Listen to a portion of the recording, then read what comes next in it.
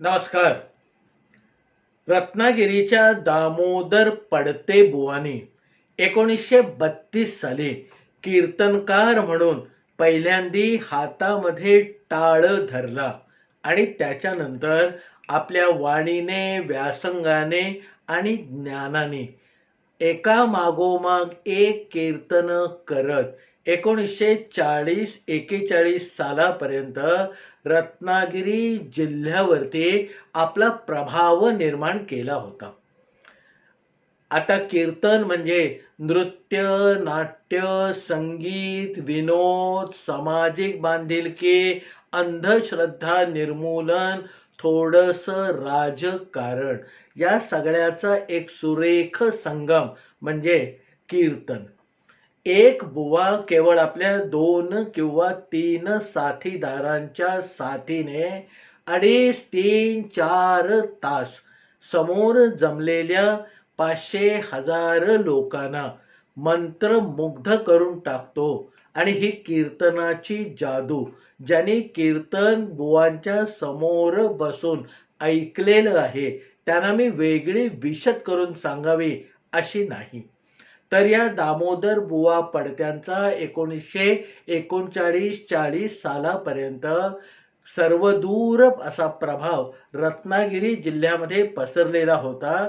आणि मग त्यावेळेला गावोगावी मंदिरामध्ये जे उत्सव होत त्याच्यामध्ये एका मागोमाग एक आवतणं म्हणजे बोलावणी या दामोदर बुवा पडत्यांसाठी राखीव असत. लोक लवकरात लवकर आपला उत्सव एकदा ठरला की मग रत्नागिरीला जाऊन या दामोदर पडत्यांचं घर गाठत आणि आपल्या उत्सवाच्या दिवशी काही करून या दामोदर बुवा पडत्यांनी आपल्याकडे कीर्तन करावं अशी गळ घालत असत. आता थोड्या दिवसामध्ये काही वर्षामध्ये ठराविक गावचे ठराविक जे उत्सव होते ते त्या लोकांच्या आणि दामोदर बुवा पडत्यांच्या मनामध्ये पक्के झाले.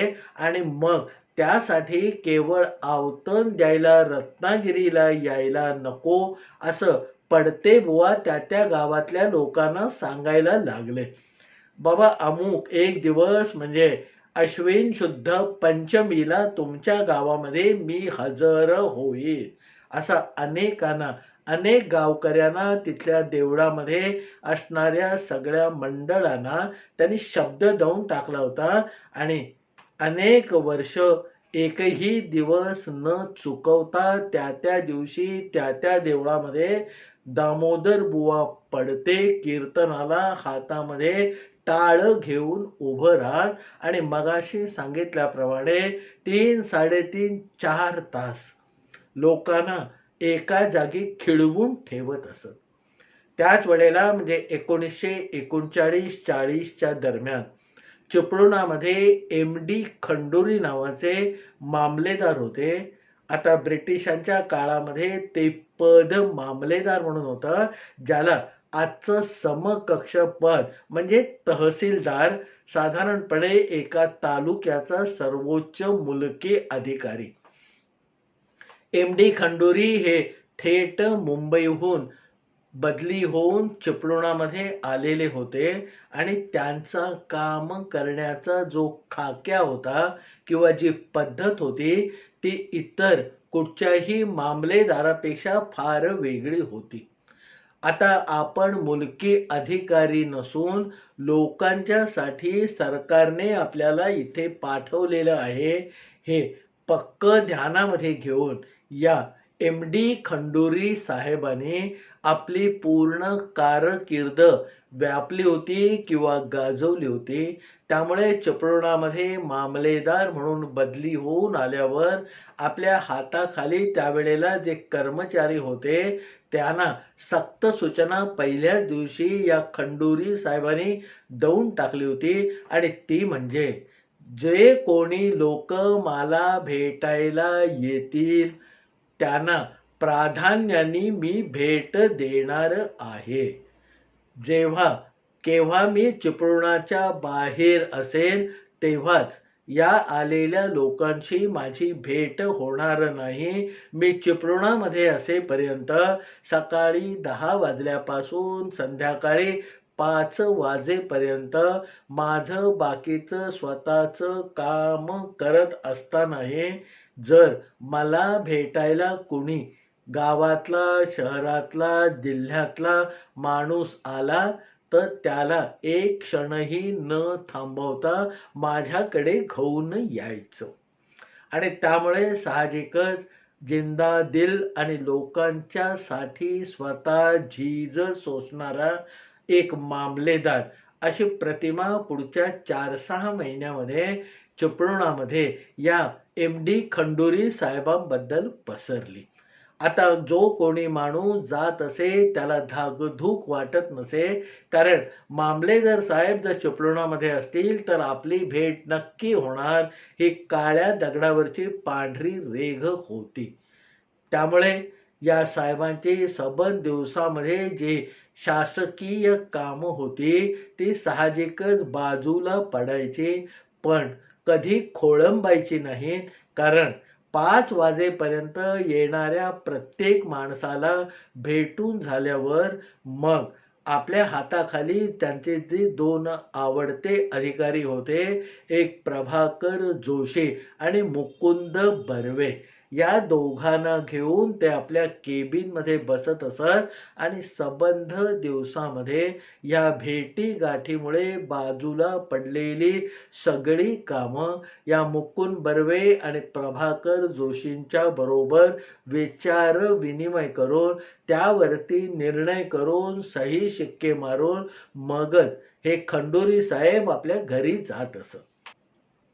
एक दिवस असेच कार्यालयीन कामकाजाची वेळ संपून गेल्यावर सगळ्या अभ्यागतांना म्हणजे आलेल्या माणसांना भेटून झाल्यावर मग 5 सव्वा 5च्या सुमारास हे मुकुंद बर्वे आणि प्रभाकर जोशी त्या दिवसाच्या कामाची जी कागदपत्र होती ती मामलेदार साहेबांकडून त्या कामाची पूर्तता करून घेण्यासाठी या खंडुरी साहेबांच्या केबिनमध्ये आले आणि आता बरोबर एक काम वेगळं करत असताना सहज हे प्रभाकर जोशी गप्पांच्या ओघामध्ये म्हणाले की साहेब, काल आम्ही दामोदर बुवा पडत्यांच्या कीर्तनाला गेलो होतो.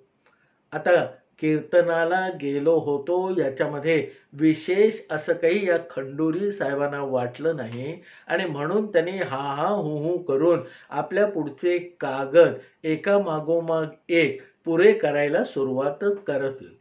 पण बोलता बोलता आदल्या दिवशीच्या कीर्तनाचा एवढा प्रभाव या प्रभाकर जोशींच्यावर पडलेला होता की मग त्यांनी त्या कीर्तनामध्ये जे जे काही झालं ते अगदी सुसंगतपणे या खंडुरी साहेबांना गप्पा मारता मारता काम उरकता उरकता सांगायला सुरुवात केली. आणि मध्येच त्यांनी आदल्या दिवशी बुवांनी सांगितलेली एका चोराची गोष्ट या खंडुरी साहेबांच्या कानावर घातली. आता ही गोष्ट सांगायला सुरुवात केल्यानंतर 2-4 मिनिटांनी हे खंडुरी साहेब स्वस्थ बसले, हातातलं पेन बाजूला पडलं आणि त्या चोराची आदल्या दिवशी जे दामोदर बुवांनी गोष्ट सांगितली होती ती या प्रभाकर जोशींकडनं पूर्णपणे त्यांनी ऐकून घेतली. आणि मग बाकीचं उरलेलं काम संपवून मुकुंद बर्वे आणि या प्रभाकर जोशींना रजा देऊन हे खंडुरी साहेब आपल्या बिऱ्हाडी म्हणजे घरी गेले. त्या दिवशी खंडुरी साहेबांना रात्रभर झोप नाही आली. आठवून आठवून त्यांना या चोराची गोष्ट आठवत होती आणि मधूनच त्यांना कधी कधी डोळ्यामधून पाणी वाहायला लागलं, ते या साहेबांना स्वतःलाच कळत नव्हतं. आता दुसऱ्या दिवशी ऑफिसमध्ये 10च्या ठोक्याला हजर झाल्यावर नेहमीप्रमाणे आपल्या केबिनमध्ये न जाता 1-2 मिनिटं हे खंडुरी साहेब प्रभाकर जोशींच्या बाहेर असलेल्या टेबलाशी घुटमळले आणि त्यांना सांगितलं की बाबा, काल तुम्ही जे सांगत होता ते दामोदर बुवा पडते तुमचे कीर्तनकार आज जर असतील तर त्यांना मला भेटायला घेऊन या, मला त्यांना भेटायचंय. आता प्रभाकर जोशी हे सगळं ऐकून आधी अवाक झाले आणि मग लगबगीने उठून खंडोरी साहेबांना त्यांनी सांगितलं की साहेब, अहो, आज सकाळीच पडते बुवा रत्नागिरीला निघून गेले. आता तुम्हाला त्यांना जर भेटायची इतकीच तीव्र इच्छा असेल तर आपण रत्नागिरीला माणूस पाठवूया आणि त्यांना बोलावून घेऊया. त्यावर खंडोरी साहेब प्रभाकर जोशांना खाली बसवत म्हणाले की अहो, एवढं काही त्यांना भेटण्याचं महत्वाचं नाहीये, कारण आपण बोलावल्यावर ते हातातली कामं टाकून येतील आणि त्यांचे जे ठरलेले कार्यक्रम असतील त्यांचा कुठेतरी विचका किंवा खोळंबा होईल. आणि जोशी, काल तुम्ही जे सांगत होता की दरवर्षी भैरीच्या देवळामधल्या उत्सवाला हे दामोदर बुवा येतात, तेव्हा पुढच्या वर्षी ते जेव्हा येतील तेव्हा 1-2 दिवस मला आधी आठवण करा आणि मग त्यांची आपण भेट घेऊ. आता असा इतका वेगळेपणाने वागणारा साहेब या प्रभाकर जोशांनी आपल्या 20-22 वर्षाच्या सगळ्या कारकिर्दीमध्ये पहिल्यांदाच बघितला होता. आणि मग खंडोरी साहेबांना परत एकदा पक्क आश्वासन त्यांनी दिलं की पुढच्या वर्षी जेव्हा हे दामोदर बुवा पडते येतील तेव्हा आठवणीने मी तुम्हाला सांगेन.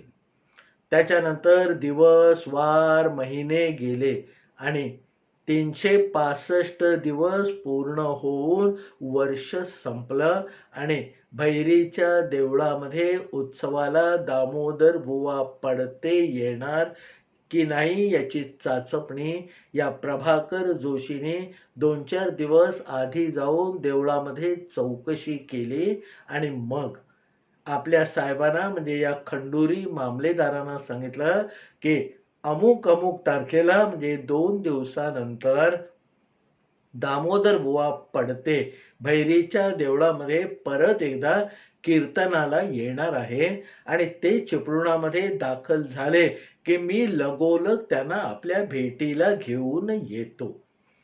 आता त्यावर अपेक्षित अशी प्रतिक्रिया या खंडोरी साहेबांकडनं काही गेली नाही.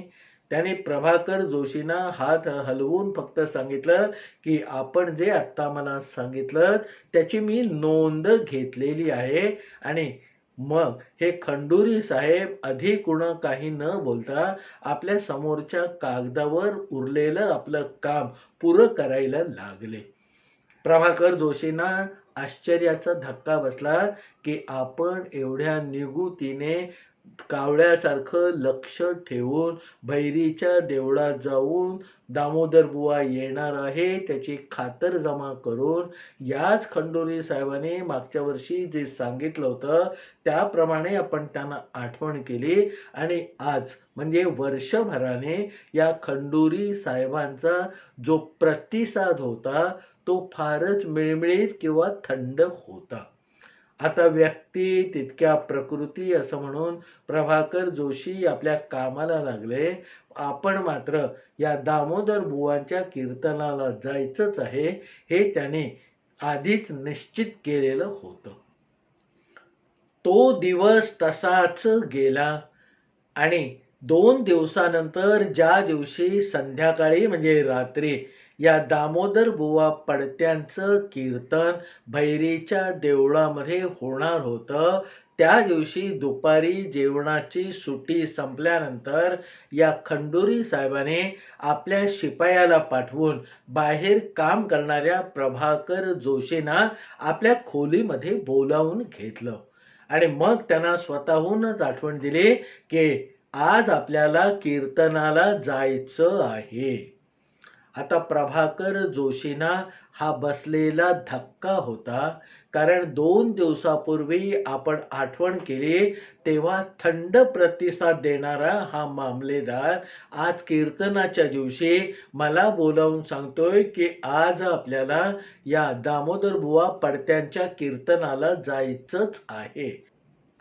त्याच्यानंतर मग पुढच्या 15-20 मिनिटामध्ये आपण जायचं झालं की तिथे कसं जायचं असतं, त्यावेळेला कोणता वेश परिधान करणं योग्य असतं, तिथे एकंदर कीर्तन म्हणजे कसं कसं काय काय चालतं, थोडक्यात म्हणजे सरकारी भाषेमध्ये ज्याला आपण प्रोटोकॉल म्हणतो, तो कीर्तनाचा सगळा प्रोटोकॉल अगदी खोदून खोदून विचारून या बंडोरी साहेबांनी या प्रभाकर जोशींकडनं त्याची साध्यंत माहिती घेतली आणि मग संध्याकाळी आपण कीर्तनाच्या थोडं आधी बरोबर जाऊया असं एक आज्ञावजा विनंती या प्रभाकर जोशींना केली. त्या दिवशी मग 5 वाजल्यानंतर बसायचं या खंडोरी साहेबांचं गणित जे होतं त्याला त्या दिवशी थोडा विराम मिळाला. 5 वाजल्यानंतर आपलं काम तसंच आवराआवर करून नीट लावून हे खंडोरी साहेब थेट आपल्या घरी गेले. 7-7:30च्या सुमारास प्रभाकर जोशी आपल्या घरातून निघून या खंडोरी साहेबांच्या म्हणजे मामलेदारांच्या बंगल्यावर गेले आणि तिथून मग दोघं गाडीमध्ये बसून या दामोदर बुवांच्या कीर्तनाला भैरीच्या देवळामध्ये गेले. आता नेहमी पॅन्ट शर्ट कधी कोट टोपी असा कडक असणारा हा मामलेदार कीर्तनाला जाताना मात्र अगदी झब्बा लेंगा घालून तयार होता. एक उपरण्यासारखं कापड त्याने आपल्या खांद्यावर टाकलेलं होतं आणि अशा डौलदार म्हणाव्या अशा रूपामध्ये हे मामलेदार साहेब या जोशींबरोबर भैरीच्या देवळामध्ये हजर झाले.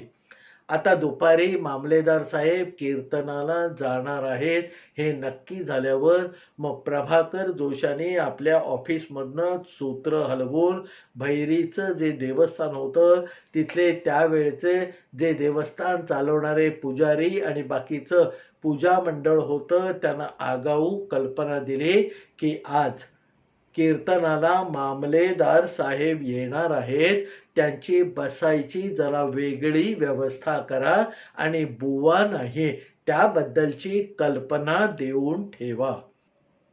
प्रभाकर जोशी आणि खंडोरी मामलेदार जेव्हा या देवीच्या प्रांगणामध्ये प्रवेश करते झाले तेव्हा सगळेजण चपापले, कारण तोपर्यंत तिथे 300-350 लोकांची गर्दी जमा झालेली होती. मामलेदार साहेबांसाठी एक बा काढून त्याच्यावर बिछायत घालून वेगळी व्यवस्था केलेली होती. तिथे मामलेदार साहेब सुरुवातीला जाऊन टेकले. मग प्रभाकर जोशांनी आतमध्ये म्हणजे देवीच्या देवळाच्या मागे ज्या कीर्तनकारांसाठी खोली होती तिथे जाऊन या प्रभाकर जोशांनी दामोदर बुवांची भेट घेतली आणि त्यांना स्पष्ट कल्पना दिली की आज मामलेदार साहेब तुमचं कीर्तन ऐकायला आलेले आहेत आणि मागच्या वर्षी सांगितलेली ती चोराची गोष्ट आज जरूर सांगा. बहुधा ती गोष्ट ऐकायलाच मामलेदार साहेब आलेले आहेत.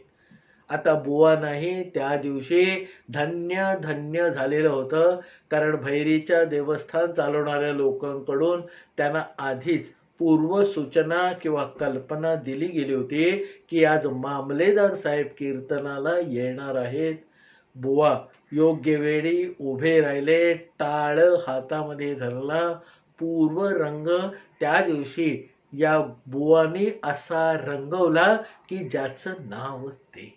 आता पूर्व रंगातून उत्तर रंगाकडे म्हणजे कीर्तनामध्ये असलेल्या आख्यानाकडे जाण्याच्या आधी मग बुवानी ती चोराची गोष्ट सांगायला सुरुवात केली. त्याने सांगितलं की एक चोर होता, खूप मोठा दरोडेखोर होता आणि त्याची चोरी करण्याची पद्धत ही लोकविलक्षण अशी होती. अनेक शहरामध्ये, अनेक गावामध्ये मोठ्या मोठ्या श्रीमंताकडे चोऱ्या करून म्हणजे दरोडे टाकूनही हा चोर कधी पोलिसांच्या हाताला लागला नाही. आता आपलं कौशल्य आणि आपली सगळी कारकीर्द एक चोर किंवा दरोडेखोर म्हणून अशी गाजवत असताना त्याचा मुलगा हळूहळू मोठा होत होता आणि आता आपल्या मुलांनी आपल्यापेक्षा सवाई व्हावं आणि आपल्यापेक्षा अट्टल असे दरोडे टाकावेत अशी मनीषा त्या दरोडेखोराच्या मनामध्ये निर्माण व्हायला लागली आणि म्हणून एक दिवस आपलं कौशल्य दाखवण्यासाठी अगदी भर दुपारी 12 वर्षाच्या आपल्या मुलाला घेऊन हा दरोडेखोर एका शहरामध्ये आला आणि त्याने मुलाला सांगितलं की ही बंगली समोर दिसते, याच्यामध्ये मी दरोडा टाकलेला आहे. ती जे चाळ दिसते तिथे मी दरोडा टाकलेला आहे. हे बैठं घर आहे, इथे मी दरोडा टाकलेला आहे. आता 12 वर्षाचा मुलगा हे सगळं नुसतं ऐकत होता आणि मग त्या दरोडेखोराने एक भला मोठा असा अजस्त्र म्हणावा असं राजवाड्यासारखं घर या मुलाला दाखवलं आणि म्हणालं की या जिल्ह्यातल्या किंवा आसपासच्या 2-4 जिल्ह्यातल्याही कदाचित श्रीमंत माणसाचं हे घर आहे आणि या ठिकाणी तर बाळा मी 2 वेळा दरोडा टाकला होता आणि त्याचं घर साफ केलं होतं. पैसा अडका सगळं याचं लुटून नेलं होतं. त्याच्यानंतर त्या सगळ्या गोष्टीने आश्चर्यचकित न होता या 12 वर्षाच्या मुलाने आपल्या बापाला म्हणजे त्या दरोडेखोराला विचारलं की बाबा, तुम्ही एकदा या माणसाचं घर साफ केलं, त्याचा सगळा पैसा अडका लुटून नेला आणि पुन्हा जेव्हा 2-4 वर्षांनी याच ठिकाणी दरोडा टाकला, त्यावेळेला पहिल्यापेक्षा दुसऱ्या वेळेला तुम्हाला धन म्हणजे ऐवज जास्त मिळाला की कमी मिळाला? त्यावर हा दरोडेखोर आपल्या मुलाला फुशारकीने म्हणाला की अरे, परमेश्वराची अशी कृपा झाली की पहिल्या वेळेपेक्षा दुप्पट चौपट ऐवज मी याच घरावर जेव्हा दुसऱ्यांदा दरोडा टाकला तेव्हा माझ्या हाती लागला. तिथून परतताना मग या 12 वर्षाच्या मुलाने आपली टकळी सुरू केली आणि थोडीशी निर्भत्सना किंवा थोडासा कडवटपणा आणून हा 12 वर्षाचा मुलगा आपल्या दरोडेखोर बापाला म्हणाला की तुमच्यापेक्षा हा जो कोणी या बंगलीमध्ये म्हणजे राजवाड्या समान घरामध्ये राहत होता तो जास्त मोठा असला पाहिजे, कारण एकदा तुम्ही त्याचं सगळं धुवून नेल्यावर म्हणजे सगळा ऐवज चोरी करून झाल्यावर पुढच्या 2-4 वर्षामध्ये पुन्हा दरोडा तुम्ही टाकेपर्यंत त्याच्यापेक्षा जास्त संपत्ती त्याने कमावली होती आणि म्हणून मला जर कोणाचा आदर्श घ्यायचा असेल तर बाबा मी तुमच्यापेक्षा त्या माणसाचा घेईन. आपण करायला काय गेलो आणि हे पदरात काय पडतंय असा कुठेतरी भ्रमनिरास त्या दरोडेखोराचा झाला आणि तिथे त्यांची झोंबाझोंबी अधवा तधवा बोलणं सुरू झालं. मुलाचं म्हणणं बापाला पटत नव्हतं आणि बापाच्या रस्त्यावर ठामपणे मुलगा जाणार नाही हे जवळजवळ बापाला त्याच्या बोलण्यातनं सडेतोड सांगण्यातनं कळायला लागलं होतं. पुढे थोडी हमरी तुमरी झाली आणि बापाने या मुलाला हाकलून दिलं. एवढं बोलून बुवा मग त्यांचा जो पूर्वरंग संपवून उत्तर रंगाकडे जायच्या आधी सांगितलं की बघा, एकदा आपलं चोरांनी सगळं लुटून नेल्यावर त्याची खंत न करता पुन्हा प्रयत्नाची कास धरून त्या व्यापाऱ्याने किंवा तो जो कोण माणूस होता त्याने तेवढंच नव्हे तर त्याच्यापेक्षा जास्त धन कमावलं. आणि ही केवळ प्रयत्नांची आणि निष्ठेची ताकद आहे. ही गोष्ट सांगितल्यावर बुवा सगळ्याकडे बघत होते. सगळे आश्चर्यचकित झालेले होते.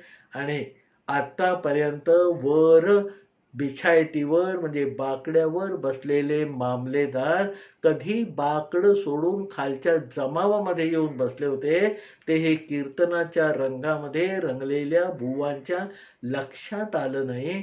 पण त्यांनी जेव्हा समोर बसलेल्या आपल्या श्रोतृवृंदावर नजर फिरवली तेव्हा मामलेदार साहेब त्यांच्या झगझगीत झब्ब्यामुळे पटकन उठून दिसले. तेव्हा त्यांच्या डोळ्यामध्ये घळा घळा घळा पाण्याच्या धारा लागल्याचं बुवांना दिसलं. आता उत्तर रंग पाठोपाठ उभा होता. त्यामुळे बुवा थोडीशी नजरानजर करून जरासा भजनाचा आनंद घेऊन उत्तर रंगाकडे गेले. पुढे तास दीड तासांनी ते कीर्तन संपलं आणि मग बुवांचा जो बुक्का लावून हार घालून जो नंतरचा सत्कार नारळ द्यायचं जे काम असतं ते करायसाठी त्या भैरीच्या देवस्थानाने त्या दिवशी मामलेदारांची नेमणूक केली होती. बुवांचा सत्कार करण्याचं सुचवायसाठी जेव्हा ही देवस्थानची मंडळी लगबगीने मामलेदारांकडे आली तेव्हा मामलेदारांची तंद्री भंग पावली. त्याने खडबडून जाग होत ते उठून उभे राहिले. देवस्थानाने जो नारळ दिला, फुलं दिली, ती हातामध्ये घेतली आणि संथ पावलं टाकत ते बुवांच्या पर्यंत पोहोचले. बुवांना त्याने वाकून नमस्कार केला आणि आपल्या हातातला नारळ आणि त्यांचं मानधन त्यांना लगेच देण्याऐवजी बुवांची थोडीशी परवानगी या मामलेदारांनी घेतली. आता ही परवानगी घेताना या खंडोरी मामलेदाराने बुवांना सांगितलं की बुवा आपण जी चोराची गोष्ट सांगितली ती अतिशय अप्रतिम आहे. पण त्याच्यामध्ये काही जे संदर्भ आहेत ते मला सांगायचे आणि आपली जर अनुज्ञा असेल, आपल्याला जर चालणार असेल तर त्या घटनेचे किंवा त्या कथेचे मला माहीत असलेले काही तपशील मी आपल्याला आणि या समोरच्या लोकांना सांगू इच्छितो. आता नम्र भाषणाने एवढं सगळं विदित केल्यानंतर लोकांनी आधीच टाळ्यांचा गजर करून आपली संमती देऊन टाकली आणि बुवांची ही संमती मिळाल्यावर मग या खंडोरी मामलेदारांनी आपल्याकडे जे या बुवांच्या कथेचे तपशील होते ते सांगायला सुरुवात केली. खंडोरी मामलेदार म्हणाले की बुवा एक चोर, एक दरोडेखोर असं आपण जे बापाचं वर्णन केलं तर त्या दरोडेखोराचं नाव होतं धर्मा.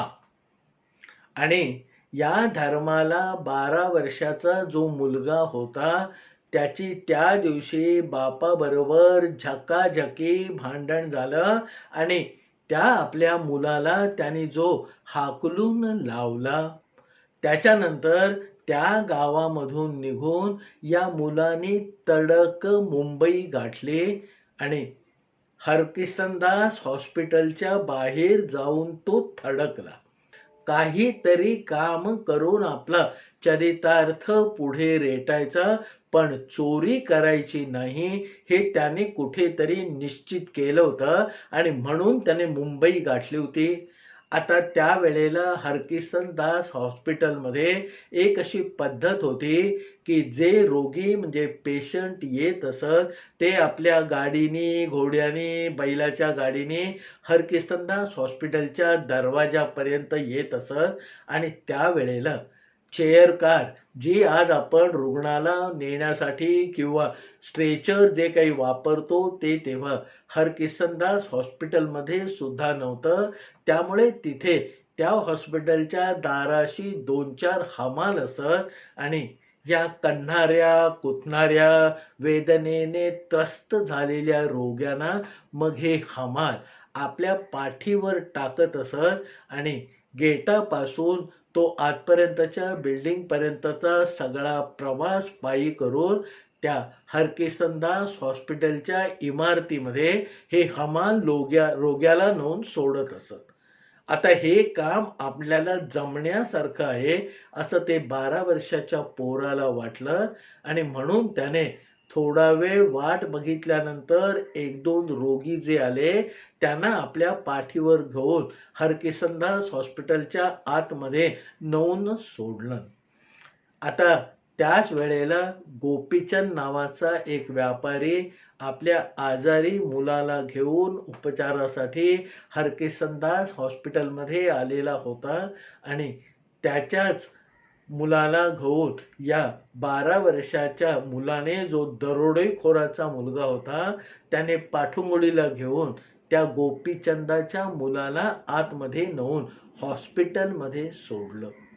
आता तिथे उपचार सुरू असताना बाहेर पेशंट आणण्याचं किंवा पोचवण्याचं काम हा 12 वर्षाचा दरोडेखोराचा मुलगा करत होता. त्या दिवशीचे औषधोपचार झाल्यानंतर या गोपीचंदाच्या मुलाला परत हॉस्पिटलपासून गेटपर्यंत आणण्यासाठी अचानकपणे हा 12 वर्षाचा मुलगाच हजर झाला.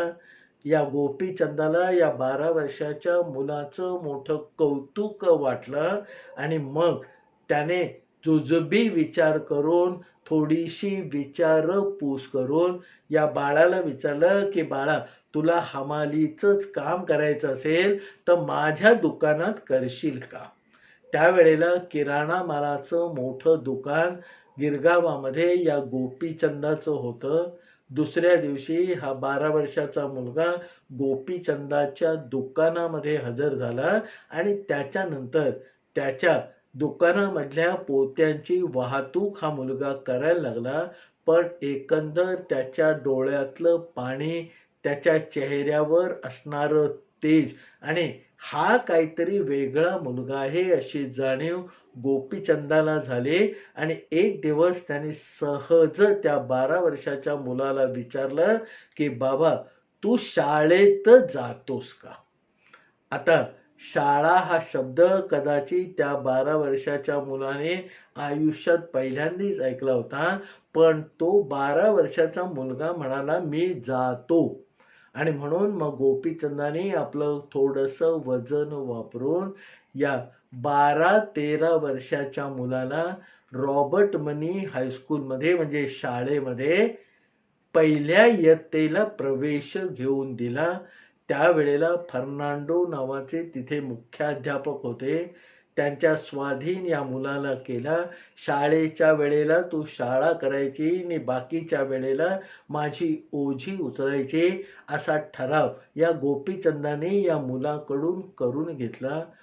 त्या 12 वर्षाच्या मुलाने शाळेमध्ये चमक दाखवली आणि फर्नांडो नावाचे जे मुख्याध्यापक त्या शाळेचे होते त्यांनी मग या मुलाची अभ्यासातली प्रगती बघून त्याला 2-2 वर्ष पुढे पुढे ढकलत वयाच्या 19-20व्या वर्षी मॅट्रिक करून सोडलं.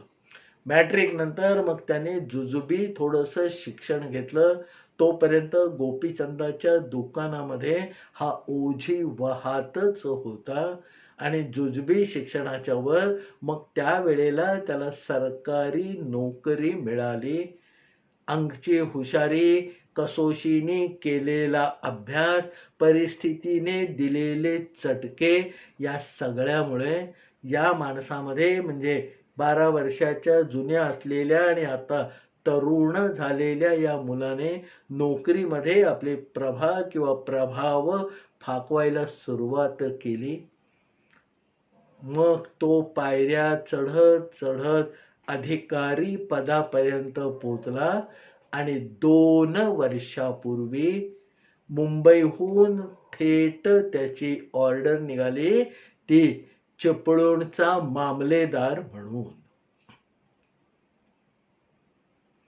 मग समोर जमलेल्या सगळ्या लोकांना या मामलेदार साहेबांनी हात जोडून सांगितलं की त्या धर्माचा 12 वर्षाचा हाकलून दिलेला मुलगा तो मीच आहे, मंगळ्या धर्मा खंडुरी, तुमचा मामलेदार.